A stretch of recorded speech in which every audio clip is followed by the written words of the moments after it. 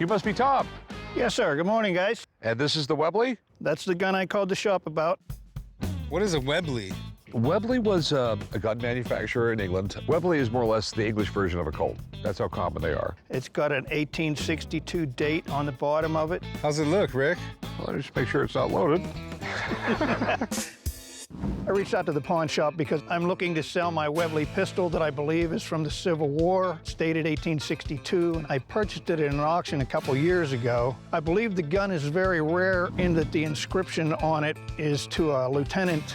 I'm looking to sell the gun because I'm into more modern weapons. I'm hoping to get $3,000 for my Webley pistol. This is interesting. Webleys were really solid, good guns, probably brought in for the South during the Civil War. The southern states, they had agricultural industry, they didn't have a lot of manufacturing, and basically they started a war and then realized we ain't got no place to get guns. Is that a 6-shooter or 5? It's a 5-shooter. When this gun came out, they didn't have cartridges yet, so it was the old school where you literally have to stand here, pour powder in. So that's not like a modern revolver like we know them today? No. Here, presented to a lieutenant, March 21st, 1862. Think that engraving makes it worth more? Oh yeah, when you can match a gun to an actual soldier in the Civil War, it adds value to it, definitely adds value to it. This lieutenant might be a lieutenant in the Southern Army, which would make it even more rare. And it's in relatively good shape. How much you want for it? I'd like to get $3,000 for it.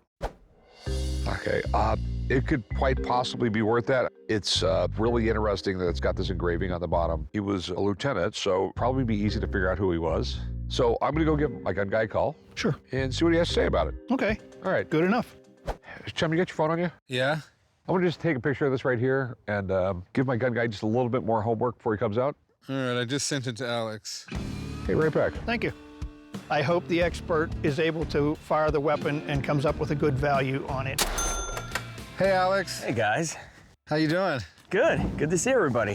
Hey, I'm Alex. All right, so this is it, a Civil War Webley. I'm assuming probably from the South? Do you mind if I pick it up? Oh, go ahead. Okay. So this is what collectors would call a Webley wedge frame pistol.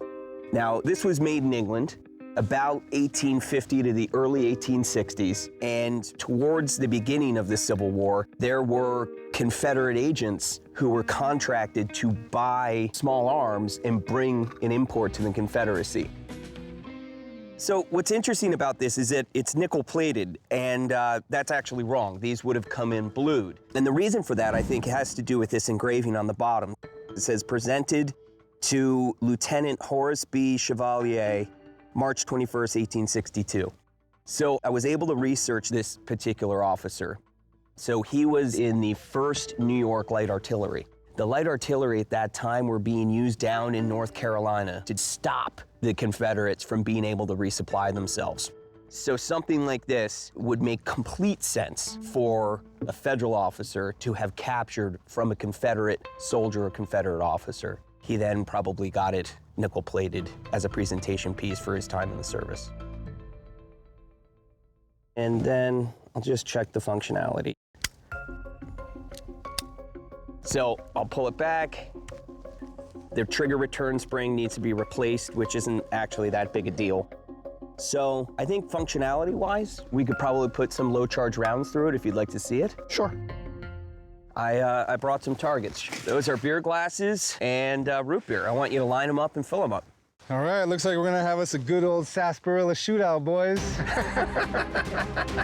Firing a gun that's 160 years old is always a risk. One of the first things I have to do is make sure that the barrel is sound, that there aren't any visible cracks or fissures. So anytime I'm inspecting these, I take it very seriously. All right, it's loaded and ready to go.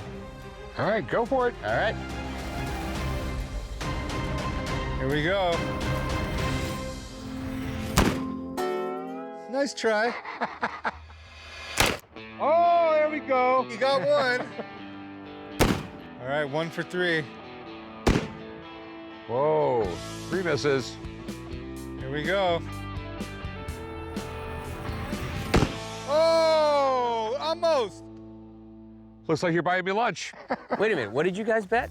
I bet you wouldn't get more than one. And you won? Yes.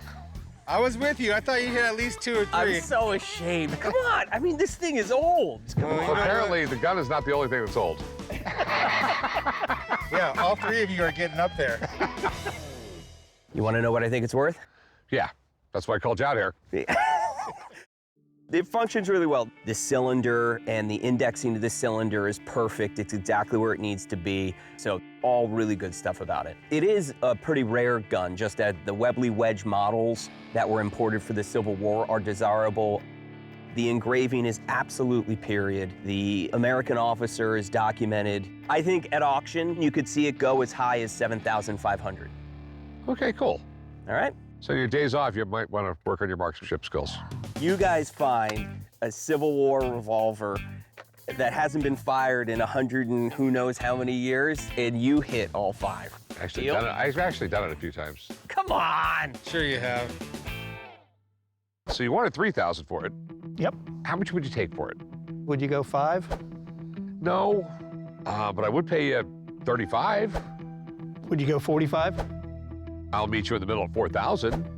I'll throw in a glass of sarsaparilla.